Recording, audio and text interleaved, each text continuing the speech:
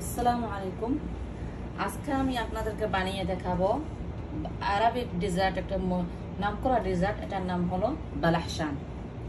এই বালাহশানের জন্য বানাতে কি কি লাগবে আমি আপনাদেরকে উপকরণগুলো দেখাই দিতেছি। এখানে আমি নিয়েছি মেজারমেন্ট কাপে 1 কাপ 250 গ্রাম 250 গ্রাম ময়দা। এখানে একটু পিওর ভালো ময়দা নিতে চেষ্টা করবেন।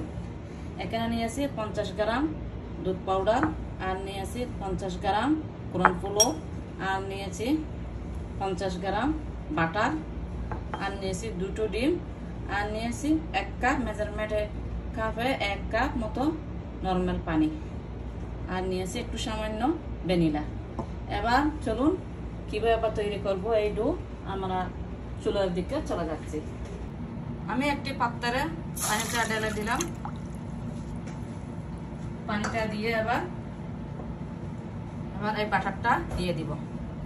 বাটার আর পানি একসাথে মিলিত হয়ে গেলে বাটারটা একটু গরম পানিতে যখন গলে যাবে তখন আমি ময়দা ঢেলে দেবো। তার পর্যন্ত আমি একটু অপেক্ষা করতেছি, পানিটা বলক আসা পর্যন্ত, আর বাটারটা যেন গলে যায়। চুলায় আমি পানিটা বসিয়ে দিলাম। আমি এদিকে এই শুকনো উপকরণগুলো আমি একটু ছেড়ে নিব। কেন শুকনো উপকরণ ময়দা আর দুধ পাউডার আর কর্নফ্লোর, এই তিনটাকে আমি একটু ছেড়ে নিব যেন ভালো মতো মিশে যায়। আর আমি ছেড়ে নিতেছি, আপনারাও এভাবে ছেড়ে নেবেন। ছেড়ে নেওয়ার কারণে একটা উপকরণগুলো একটার সাথে একটা ভালোভাবে মিশিয়ে যাবে, তাতে একটু রেজাল্টটা ভালো হয়। আমার ময়দাটা ছেড়ে নেওয়া হয়ে গেছে। আমার এদিকে আমার পানিটাও বলক চলে আসছে। এবার আমি আস্তে আস্তে পানিতে এই ময়দাগুলো আস্তে আস্তে মিশাতে থাকবো। সবগুলো একসাথে দিব না, অল্প অল্প দিয়ে, আর এভাবে স্প্যাচুলার সাহায্যে আমি একটু মিশাতে থাকবো। একটু একটু দিব অল্প অল্প করে, আর এভাবে মিশাতে থাকবো।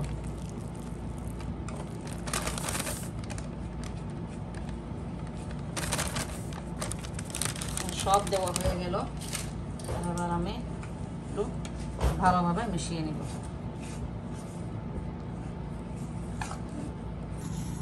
আমি এভাবে মিশাতে আসি। এভাবে একটু চেপে চেপে ময়দাটা যেন ভালোভাবে মিশে যায়, এইভাবে চেপে চেপে একটু মতো মতো নিব।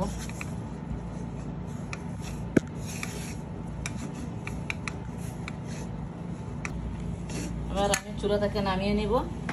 আমি চুলাটা অফ করে দিলাম। এবার চুলা থেকে আমি নামিয়ে নিব। আমি একটি মিক্সিং বলে এভাবে ময়দাগুলো ঢেলে নিব। এবার আমি এভাবে ডোটা আস্তে আস্তে এভাবে চেপে চেপে আস্তে আস্তে, এটা তো হাতে ধরা যাচ্ছে না, খুব গরম, তাই আস্তে আস্তে এভাবে নাড়তে নাড়তে ঠান্ডা করে নিব। একদম পুরোপুরি যখন ঠান্ডা হয়ে যাবে তখন আমি ডিম মিশাইব। এই পর্যন্ত আমি একটু অপেক্ষা করতেছি ঠান্ডা হয়ে যাওয়ার পর্যন্ত। আমার ডোটা একদম ঠান্ডা হয়ে গেল, পুরোপুরি ঠান্ডা হয়ে গেছে একদম।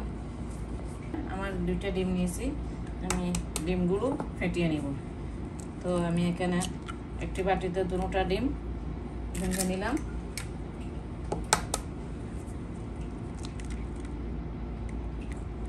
ভেঙে নিয়ে দিয়ে দিতেছি সামান্য একটু কয়েক ফোঁটা ভ্যানিলা এসেন্স দিয়ে এবার এগুলিকে ভালো করে ফেটিয়ে নিব। আমি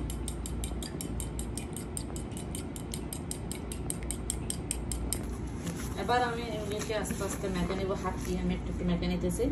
একটু একটু সামান্য সামান্য অল্প অল্প করে ডিম দিব, আর আমি হাত দিয়ে মাখাতে থাকবো। একসাথে সব ডিম মিশে দিব না, অল্প অল্প দিব, আর এবার মাখতে থাকবো। আর একটু দিয়ে আর একটু দিতেছি, একটু দিয়ে আবার মেখে নিব।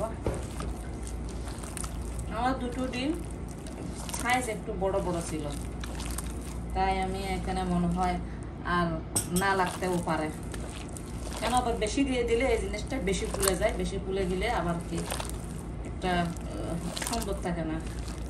ভালো ভালো দেখায় না দেখতে।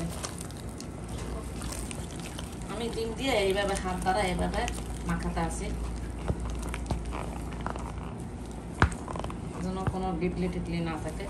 এই ডোটা খুব বেশি আঠালো হয়, একটু ধৈর্য নিয়ে একটু মাখতে হয়, খুবই আঠালো হয়। এখানে আমার আর ডিম লাগলো না, আর বাকি ডিম আমি রেখে দিলাম। এখানে একটি আর আরেকটির অর্ধেক আমার এখানে ডিম প্রয়োজন হয়েছে। আচ্ছা, এখানে আর দিতে হবে না, আবার রেডি হয়ে গেল আমার ডোটা। এবার রেডি। এবার আমি নিয়ে নিলাম এরকম একটা পাইপিং ব্যাগ। এই পাইপিং ব্যাগের মধ্যে আমি এরকম একটা নজল লাগিয়ে দিলাম। এবার এখানে আমি ডোটা ভরে নিব।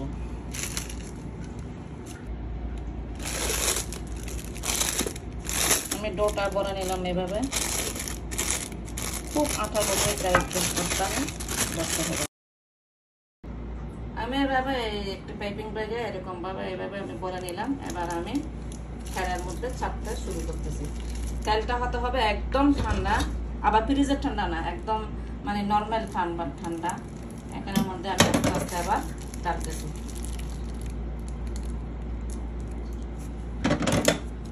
এরকম করে কাছিকে এরকম করে দিয়েছি। আমি কোনো চুলাটা অন করি নাই।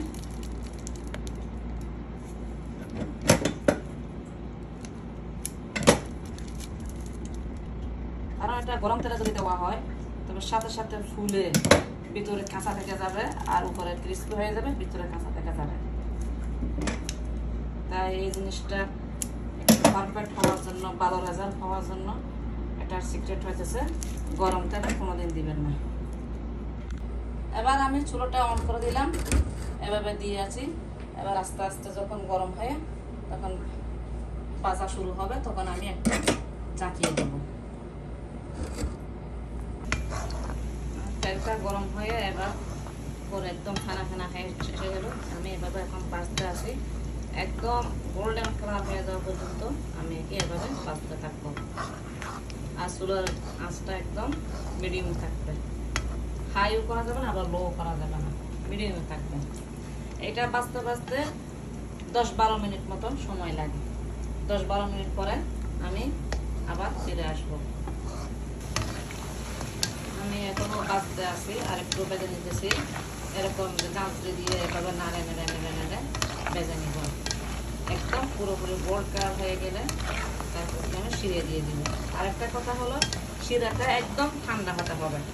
শিরাটা একদম বেশি পাতলাও না, আবার বেশি ঘন হতে পারবে না, আর একদম ঠান্ডা হতে হবে। ফ্রিজে শিরে দিয়ে দিব, সরাসরি আমি শিরে দিয়ে দিচ্ছি। শিরে দিয়ে একটা চামচ দিয়ে এরকম এইভাবে একটু চেপে দিব, চেপে দেবো। আমি জিলেবি তেলের মতো একটু চেপে দেবো। আর শিরাতে দিয়ে আর বেশিক্ষণ রাখাও যাবে না, 1 মিনিট থেকে আর বেশিক্ষণ রাখাও যাবে না। আবার বেশি রাখলে আবার মিষ্টির মতো একদম ফুলফুলে হয়ে গেলে এটাও ভালো না, ভালো লাগে না। মানে 1 মিনিট 1.5 মিনিট রেখে তারপর শিরা থেকে তুলে নিব। একটু উল্টে পাল্টে রেখেছি।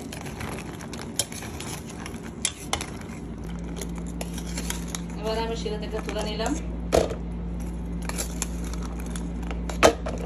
দেখেন কত যে সুন্দর হয়েছে, একদম রস টেনে নিয়েছে।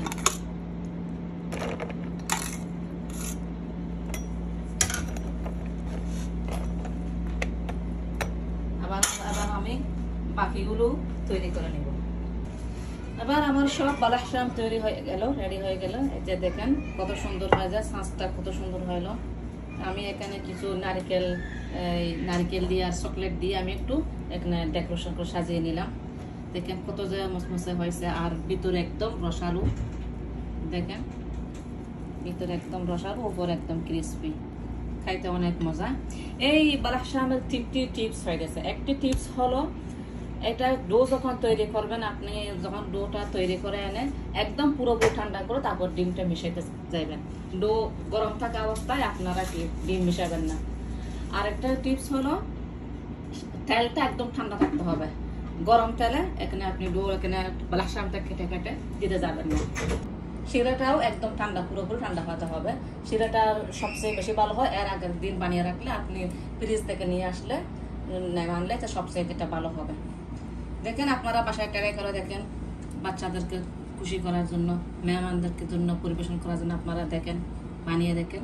আর আমার এই ভালো লাগলে আপনারা সাবস্ক্রাইব করেন, বেশি বেশি করে শেয়ার করেন। আল্লাহ হাফেজ।